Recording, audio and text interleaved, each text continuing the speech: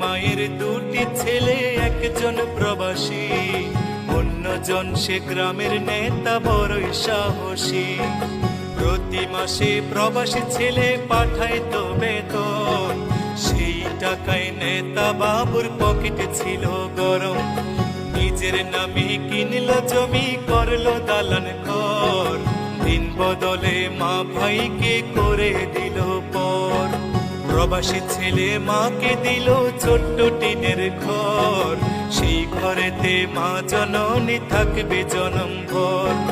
প্রবাসী ছেলে মাকে দিল ছোট্ট টিনের ঘর, সেই ঘরে মা জননী থাকবে জনম ভর।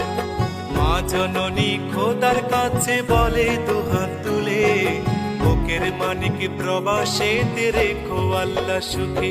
একজন প্রবাসী বড় মিথ্যেবাদী,